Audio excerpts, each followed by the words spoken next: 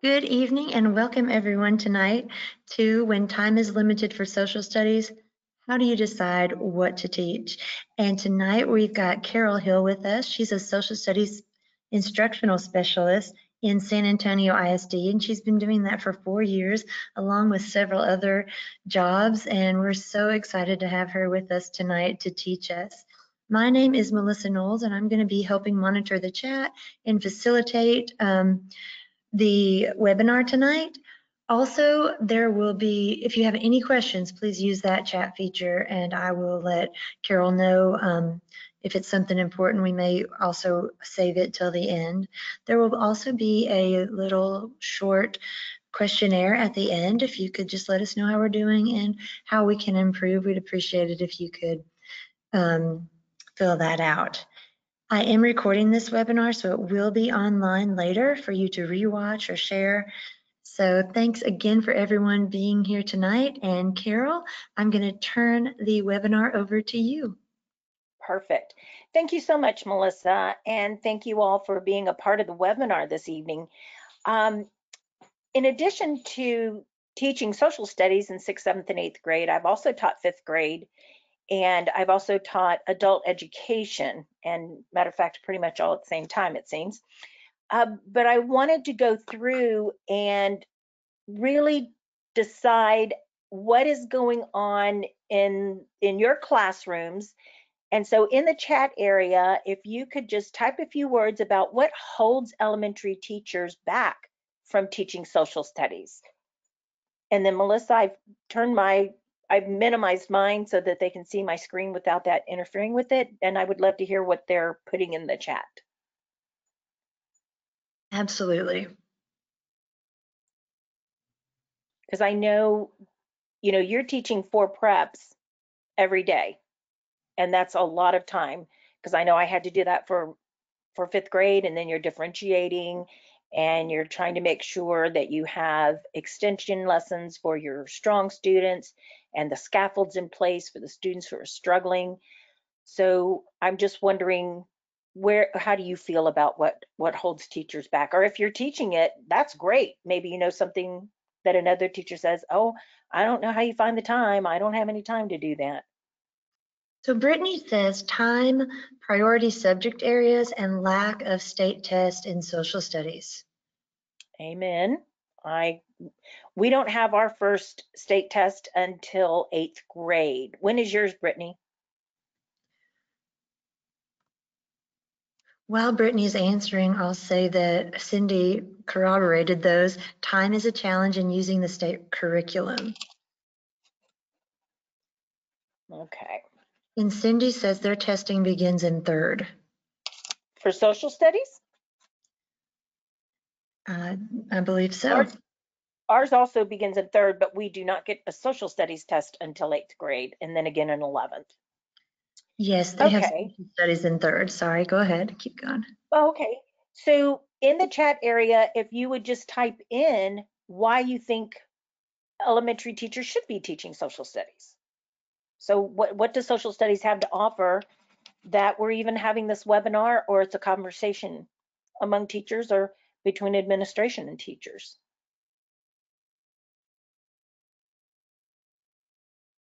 Because being a social studies specialist, sometimes I do feel like the stepchild or the foster child as the social studies specialist, because other subjects, reading and writing, do get a priority because they start getting tested in the 3rd grade in Texas.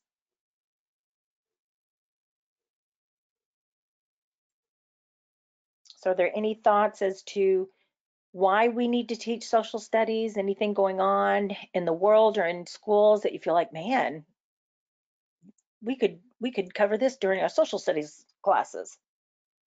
Cindy says social studies is very important, exclamation point. Thank you, Cindy. So true. I see a lot in civil discourse that social studies could teach, especially recently with my children. Cindy says that they use wit and wisdom in K through 8.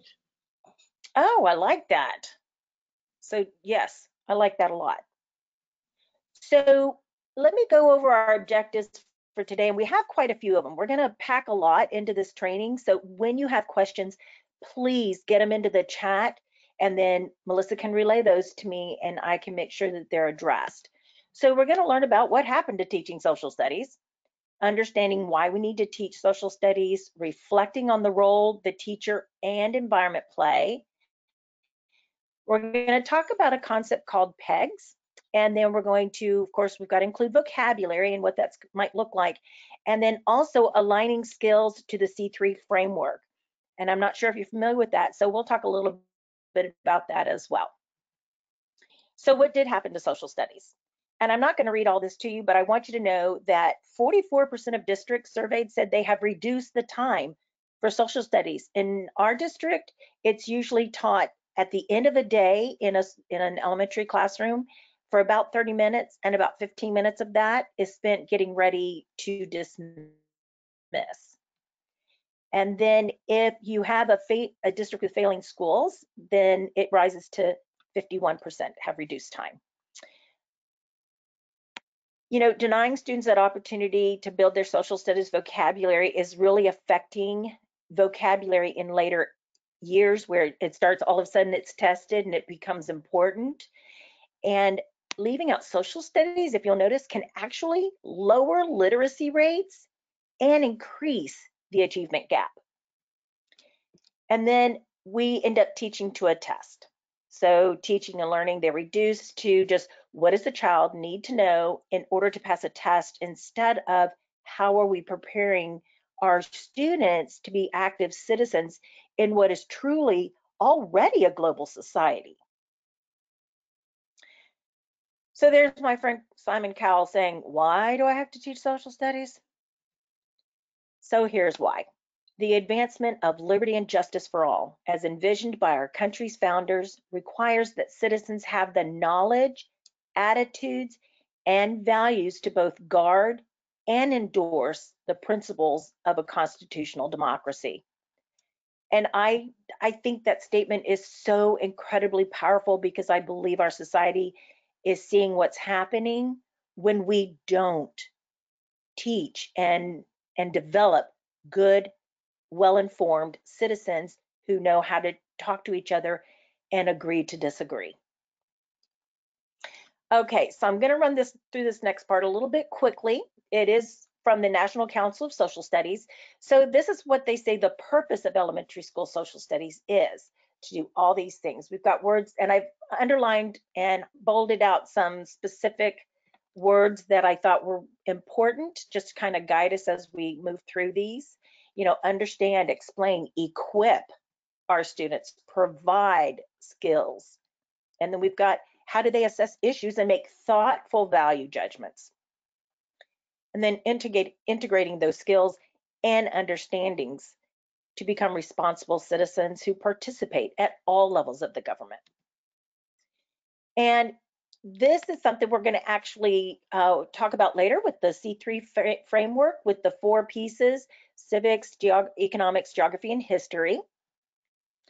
And then there's the skills, you know, critical thinking, and social emotional has become so important. In fact, San Antonio ISD has been presenting a lot throughout the country because we are leading the way with social emotional learning. But this is a lot. And so we start thinking, what? How am I supposed to do all this? Okay, so how do we teach social studies? So really, it begins with the teacher.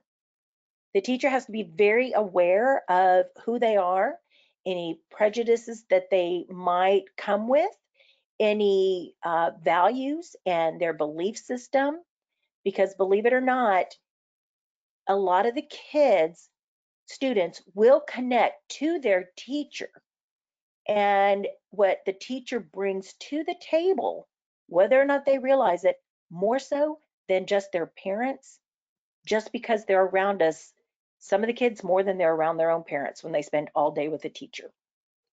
So I think it's really important to think about that and do a little reflecting. So if you ladies, and if there are any gentlemen, my pardon,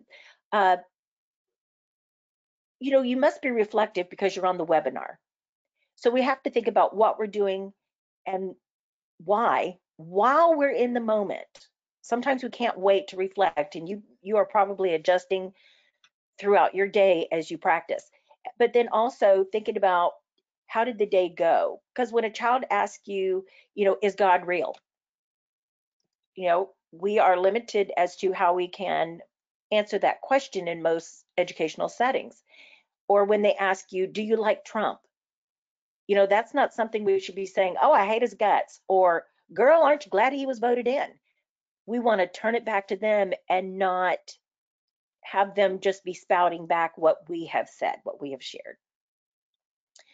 So when we reflect, then it improves not only our lives, but the lives of the students in the classroom. And I thought that was very powerful when I read about that regarding young children.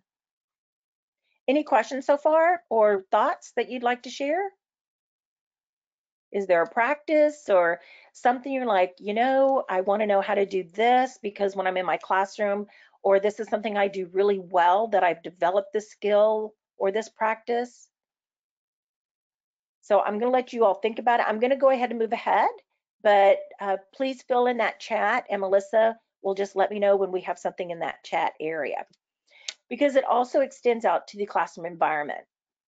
What we have in our classroom sends a message to the children. And again, while this is nothing new, there are some things that have changed with being culturally responsive in our classrooms, especially from a social studies setting, that with the pictures in the classroom, are there people of color, children getting along with each other, your group engaged in the cooperation? And what about family dynamics? Because there are different types of what we would call families as opposed to the basic nuclear family.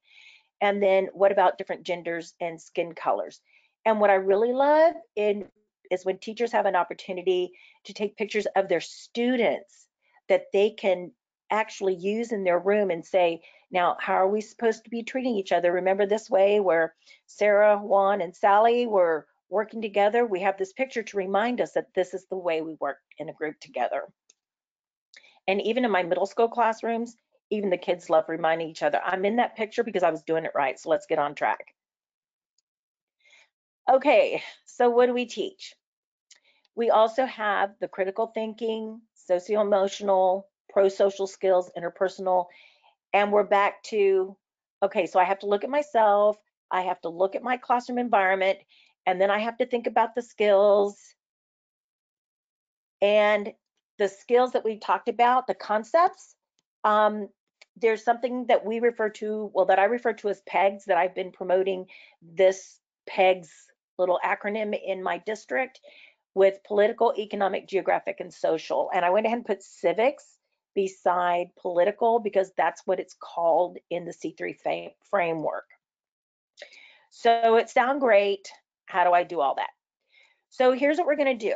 On the next 6 slides, we're going to look at expectations for K through 5 from the Texas expectations. We are not going into student expectations like TEK by TEK is what they're called in our state. And what I want you to really just kind of look, because we're just going to look, we're not going to read them, is the blue that you will see in these next couple of slides. That is where something is spiraling up. It's just going to a deeper level.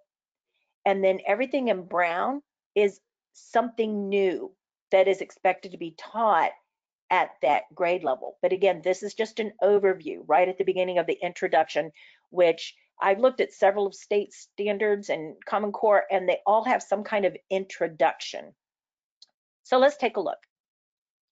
So what are the expectations? So you see right here throughout kindergarten, they want you to build a foundation, history, geography, and these are those pegs, and it goes on into even culture and technology, as you can see, and skills.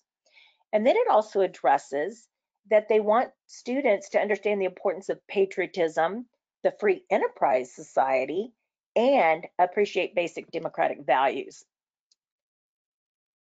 So again, with building that foundation, this is what they're saying they want you to do. Processing, we've got enable students to understand. So what is that importance of patriotism? And then function, in a society, and then appreciate your basic democratic values of our state and union. All right, so now we're going to take a look at those overall expectations on the introductory. So you can see that there is a lot to do in kindergarten. Self-home family, physical and human characteristics of a place, human needs and ways people meet these needs, all the way down to your skills of practice, problem solving, decision making, and independent thinking skills. So that's a lot. So as we move through these next slides, I want you to be looking at the blue, which is a repeat, a spiral up, and then the brown is new. So here's kindergarten, and look at first grade. We have quite a bit spiraling up from kindergarten, which means the first grade teacher is expecting these skills and these concepts and this content to roll forward, where the brown is something new that needs to be taught in first grade. So from first, here comes second. Okay, we've had a huge shift from first to second. While some of it is still the same, like custom symbols and celebrations, which I did not put in blue, sorry about that. Now we're getting to communicate in writing. So now our skills have even increased, and with the visual forms. Grade 3, again, look at all that brown. They get more specific. They take a wider view of the world. We start narrow, and then we go wide to third grade. And here's fourth. Now, fourth grade, we do teach our state history because, you know, we're such a big state, we've got to say something. But we have some really deeper learnings here. Conduct a thorough study of the regions in Texas. And then we've got down here explaining the meaning of the Pledge of Texas flag. And here we get cause and effect relationships, compare and contrast, and make generalizations and predictions. So those are some of the deeper areas that you're going to find spiral up. A lot of the other pieces are specific to Texas. And here's fifth grade. Now, these foundational pieces that are in blue started back in kindergarten. And look how much time that they're looking at, 1565 to the present. So that's a long span of history to be looking at. And so now they get to add summarizing, drawing inferences, and conclusions. And across my state, I know in all content areas, that's something our students struggle with. So this is how you can see some of that, why it's so important that you teach everything at the grade level, because these skills need to spiral up. And then every year your teachers are building on the skills that the kids hopefully will be bringing with them. So what gets emphasized? We're back to the introduction. So we're going to build that foundation. And what I've done is color coded these pieces, because now we're going to look at how does that align with pegs. So all the things you see here on this screen, all I've done is categorize them into a pegs chart. So every strand, it all can be put under each one of these concepts: political, economic, geographic, or social. Now look at some of these terms: patriotism, democratic values, you know, foundation of a free enterprise. These are pretty big terms for little ones, like I call them my K1-2 babies. But let me tell you, those babies, they got game and they can do this. And here's one way we're doing this in our district is I've created posters that are very simplified with images. So there's one for political, one for economy, and I keep it pretty simple: make money, spending money, and trading. And they all know how to trade. They do that almost every day at school. And then geography, I really went heavy in the images so the kids can refer to the images and they can have those conversations. Some teachers even make it like a little booklet out of it, and the kids can each have a little booklet. And then social. In my area of Texas, we have a strong Hispanic influence, and so I wanted to make sure that I included one of our big celebrations every year that is in San Antonio, which is Fiesta.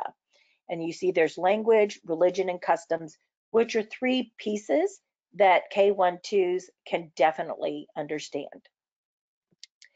So how can you use these pegs? So you can put the pegs posters up in the classroom to use them as a reference. You can refer to them throughout the day.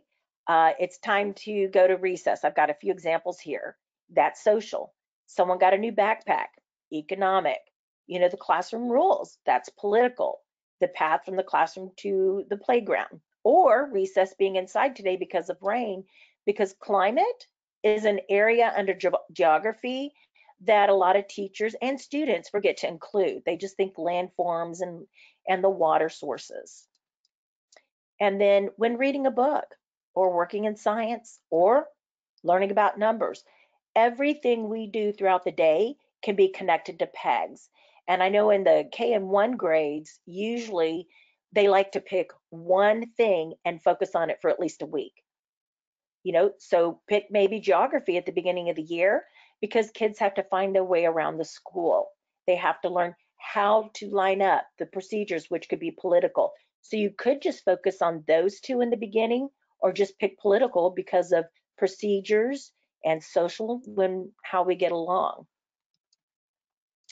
And then I saved this one for last. The languages, it's the languages of a rich classroom.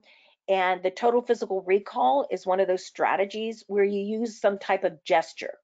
So when you put a gesture with a concept or a term, the kids are more likely to remember it. Even if you have students who don't speak the language of your school very well, then having those moves actually helps them feel included, because when they see everybody else doing it, then all students can participate, even if they have a language barrier there. And even if it's a child who has some type of speech impediment, this can really help them feel like they're a part of what's going on.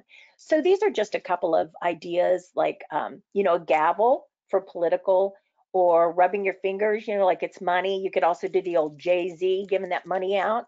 Your hands moving like water, or the sign language for speak, where you put your finger up to your mouth and then you just sort of point it outwards. So there are different things, and you have to find what works for you.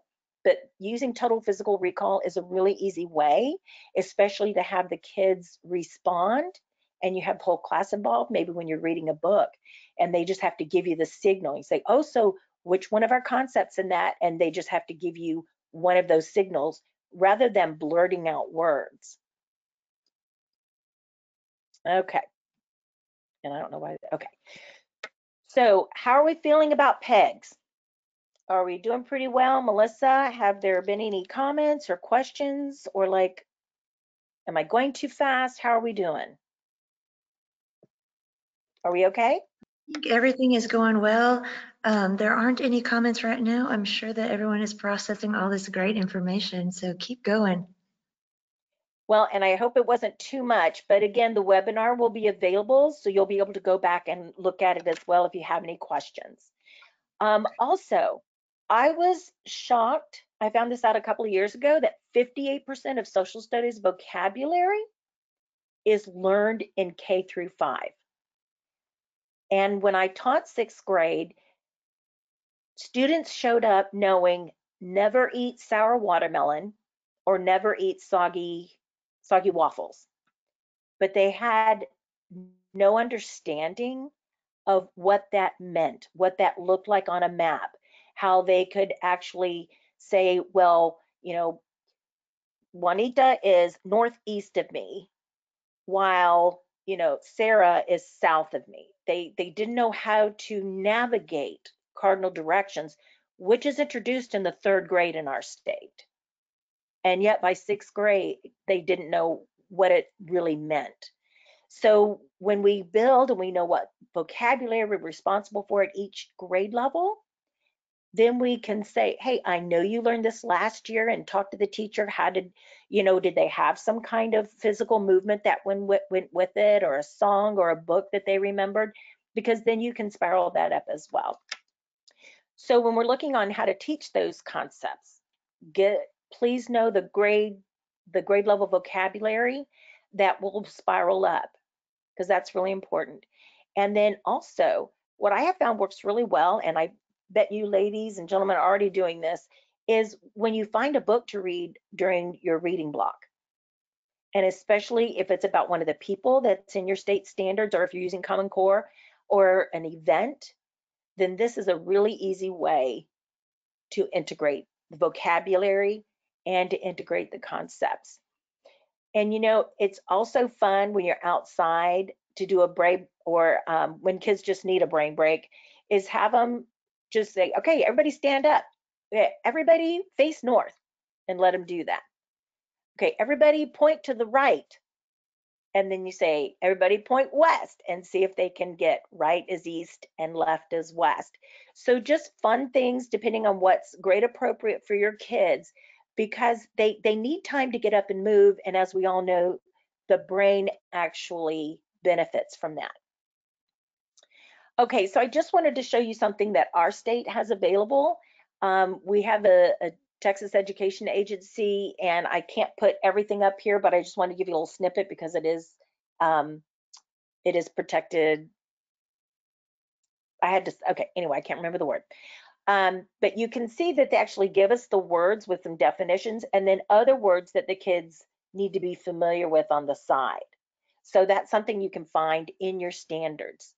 And then we also have another online source that has this available for every grade for our state standards, where what's new to the grade level, what was previously introduced, and then what are specific academic terms that they need to know in that grade level. Okay, so let me just ask right now, do you all have some kind of resource that helps see what the vocabulary is for your grade levels, or are you having to go in and do that yourselves? I don't know, do you all have something like that available?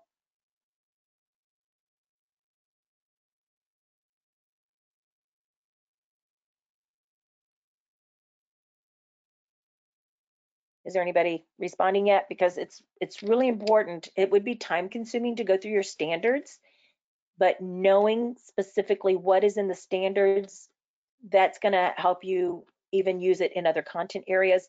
Or again, it would be fun to do some of the things in the lower grades during recess, especially if it's an indoor recess.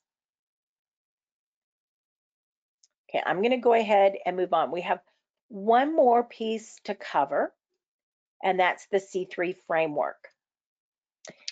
Now, what I love about the C3 framework is it takes your students and your lessons on a journey that begins with a question. So you have a compelling question that you present to your students. You might even brainstorm some ways you could find information about it. And then you go into these 4 areas that look very much like PEGS, the civics, economics, geography, and history. And you give them opportunities to learn about this question. And you may just want to look at it through one of these lenses. Maybe you're just going to look at the geography that has to deal with your question. Okay, and then, or it's going to be civics. Now, you might have some strong students who you give a little extra to. So maybe they get economics in addition to geography, and they're looking for connections that are made. But then once they get those resources, then they get to use their information to say, okay, which one of these are going to help us answer our question and how? So what is in this resource that is going to help me answer this question?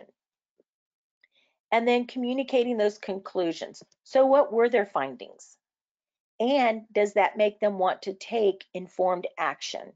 And it could be anything like, well, I'm going to make sure I keep my desk clean. You know, well, let's vote to wipe down the desk, you know, every Monday morning or something like that.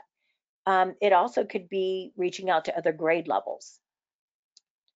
So when we look at the skills that NCSS, the National Council of Social Studies, says that we should be teaching to K through 12, there's probably nothing new here, but I wonder, as we look at this, where could we maybe be more intentional in planning some of these? So what I did is I put these skills into the C3 framework. So interpersonal interactions, if you'll see, that one goes across all 4 parts, all 4 dimensions. of the framework. The information literacy, this is where they're actually reading, and they could be reading images, they could be reading just a little cartoon, maps, graphs, charts, again, grade level appropriate. And then the critical thinking, that's when they're evaluating those sources. They're using their evidence. And it could be books that you've read in class that they're using to find evidence on or from. And then how are they going to communicate? Do they need to consider the feelings of other people when they're saying this is what we should do, and realizing that there are other people who may be a little uncomfortable? We're all going to hold hands when we go out. Well, maybe some of the kids don't feel really comfortable holding hands with others. But what will promote those social skills? And really, I probably should have put that in Dimension 3 as well, because they can be working in groups to do the reading, the informational literacy in Dimension 2, and then also in Dimension 3. Okay, so we've learned a lot, and how does it fit in with what I want to do in my classroom so that I know what to teach? So you can type in a short response if you want. How could you see PEGS and the social studies vocabulary being integrated into something that maybe you're going to do, well, tomorrow I'll say, because our district has spring break next week. I don't know if you ladies are there yet yourselves, but what about when you come back? Is there some way, something you already have planned that you're like, you know what, that would be so easy to talk about the social aspect of this, because maybe there's some sort of little local holiday coming up. And then what about the social studies vocabulary? Could that be included with something as easy as having fun out at recess, or even taking a brain break? And then what kind of question could you use at the beginning of one of your units? And you don't have to say, well, I'm just going to integrate all of this tomorrow. But maybe what's one piece you see yourself actually using in your classroom that could enhance that social studies learning, that doesn't have to be this 30 minutes set aside, but that can be integrated through your other content areas? Are there any ideas coming to mind that you'd like to share in the chat? Because I really would love to hear about it. I do get an opportunity sometimes to work with some of our elementary school teachers, and the ones that have implemented PEGS, they didn't realize how easy something like that was. They're like, I started using it just a little bit, she said, but then the kids started bringing it up, and it just became a part of conversations, which I thought was really great, that the kids were like, but miss, because they'll keep you straight, the students in the class will. Have there been any comments yet in the chat about how they could see this maybe connecting to their lessons that they have planned already? Not yet. Sometimes it takes a little while to type, but we'll keep an eye on it. Okay. So questions about what to teach, look to your standards. Look for things like names of people, places, and events. And then after that, of course, you want to check and see what vocabulary terms need to be included, because it could be something like the word taxes, that you want to make sure they understand what taxes are. We've already talked about integrating it in by reading a book that's about that person or about that era when what you're learning was going on, and of course using the TPR, the total physical recall, because I tell my students that your body is a legal cheat sheet. You can't write on it for a test, but you certainly can do those gestures during a test to help yourself remember content. And believe it or not, they do it. So you can double dip with your culture when you're talking about even again, the stories that we read in the classroom.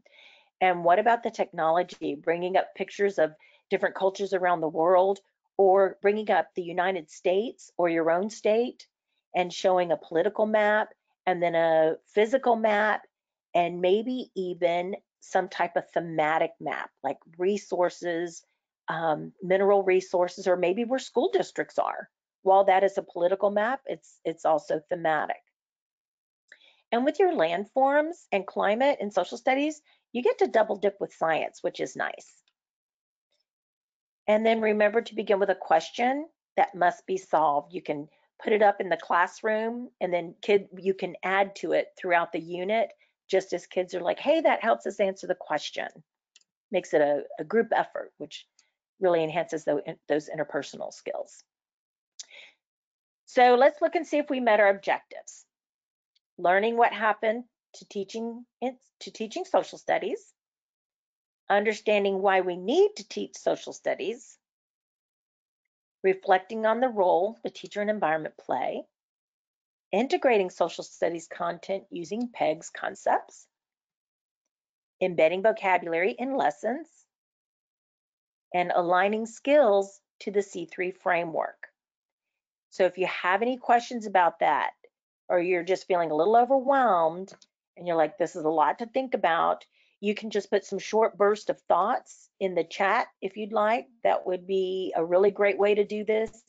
I know sometimes, like Melissa was saying, it takes time to like flesh out a thought that you want to just put in the chat. So if you just have some little burst of ideas, like, oh, I have a book I'm going to read, and there's some vocabulary and for social studies in there. Or we already do use a question to start our units, and the kids love it. Whatever that is, I would love to hear some of those bursts. But I just want you to know that you can do it. It does take a little intention, and everything starts with your standards. Everything starts with your standards. And then I thank you. And I love Maya Angelou. She was such a powerful speaker and poet. And I like her quote where she says, I do my best because I'm counting on you, counting on me. So I'd really love to hear any comments you have about the training. Was this something new for you? Were these things you're already doing in your classroom? And if so, how are you doing them? What do they look like? So if you could just add a little thought burst in the chat, I'd love to get some quick feedback on what your thoughts are about what we covered today. The PEGS concepts, how to integrate the vocabulary, and then the C3 framework. And I'm not sure if you're familiar with that, but I know that Active Classroom, that the Social Studies School Services has some webinars about that on their site already that you can view and learn more about it, and maybe get a little more detail about it as well. So I'm done. So if there are any comments or any questions I can answer, I would certainly love to do that for you.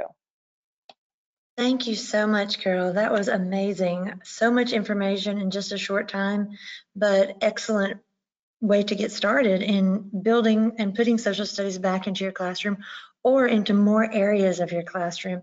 As you suggested, I am very excited. I think everyone, I did want to go ahead and tell you there was a comment about the vocabulary that Cindy would check if their vocabulary is available. So, Cindy, what state do you teach in?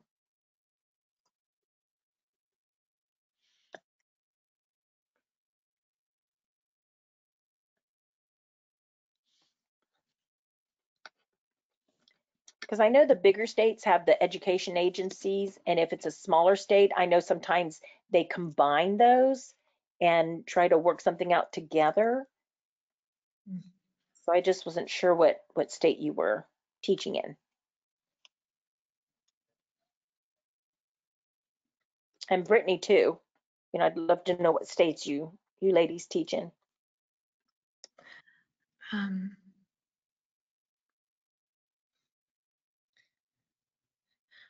Just sometimes when I'm typing, it takes a little while, so don't worry, we have time, so go ahead and add that in. We appreciate your responses. Very much so. That's the one thing about the webinars. I love these, and I love that they're recorded. Sometimes I miss the face-to-face, but when we're in different parts of the United States, when we can get on a go-to meeting and get some training, it's just so convenient and this is the direction we're moving in. Wouldn't it be great too if your classrooms could connect virtually to classrooms? Well, they can around the world, because if you Google just classrooms around the world, that they have different sites that you can go through for that, which would be fun. And I love that Social Studies School Services really is looking at ways to bring other countries and their cultures alive on videos and different image resources. It's really it's really cool, because there's some cultures I didn't even know really existed. So it's really fun to see some of the resources that they have available for us to use with our students and in the classroom. Yes, and if you would like to learn more information about any of the social studies services products, I'll go ahead and put Pam Gothart's email in the chat box, and you're welcome to respond and reach out to her through email.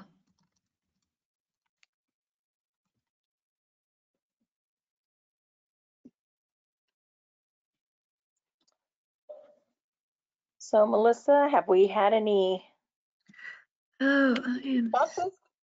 So yes, I am so sorry. So Cindy, oh my goodness, for some reason, usually it goes down. I apologize.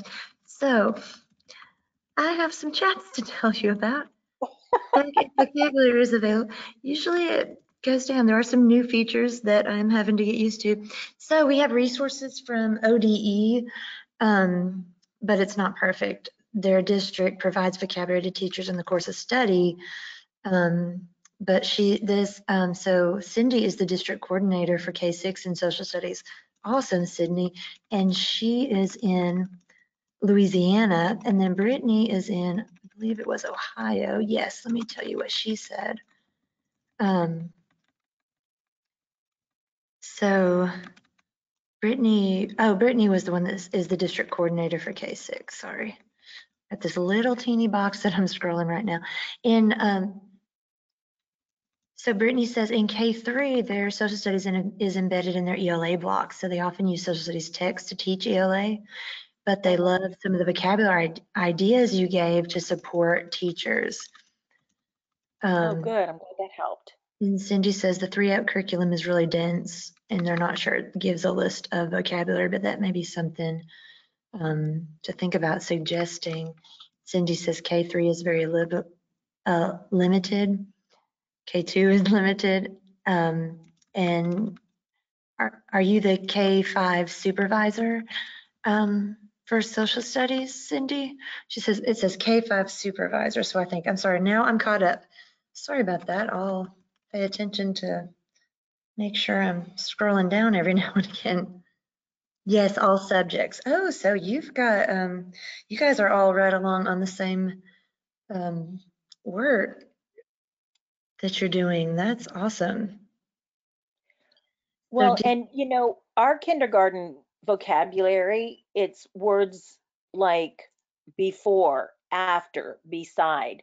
So a lot of it is just learning chronology, and then they go into, holidays and things like that. But the vocabulary is very interesting, because then we'll embed it in our reading block. At least I've been working with my teachers, some of the teachers, to do that, and even having them spelled out with their syllables there for literacy circles and different things like that can be very useful as well. And of course, letting the kids create images of them is fun too, of the vocabulary terms, and posting those around the room. And if I wasn't clear, Cindy actually teaches all subjects. And I am a library media specialist at a pre-KK school, and a lot of times I will help with some of that vocabulary too in my readings. So utilizing your resource teachers is another great way to get, whether it's reinforcement or introduction of these vocabulary words to your teachers also. That is a great idea. And if you're trying to catch vocabulary, it's actually easier to catch it when you read from the bottom of the page up, because the eye has to pay more attention. So if that's something someone needs to do that you're like, well, I don't have a good list of vocabulary, start at the bottom of your standards and it's much easier to catch the vocabulary because it'll stand out more. Interesting. That's a good idea. Isn't that amazing? I know, I didn't think about that, but that's so true.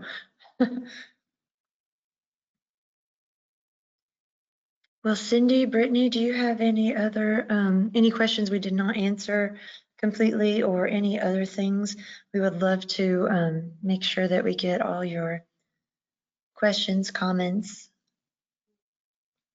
out And something else you could put it in the chat area is Mhm. if there's something you want to learn a little more about or go deeper into, because Pam Gothart is very responsive to meeting the needs of our teachers out there and our supervisors and all of you strong ladies working at the district level as well and being and supervising. Absolutely. I always tell the teachers when I'm training that there have been several times during trainings where I've had questions or issues or things I didn't answer, and one of the co-owners of the company has actually responded. So we want people to be successful with our products and students to be successful. So we definitely want to support everyone in what they're doing and keep growing ourselves. And we've been doing a lot with C3, so I'm very familiar with that lately. Yeah, But I like me that too. framework a lot.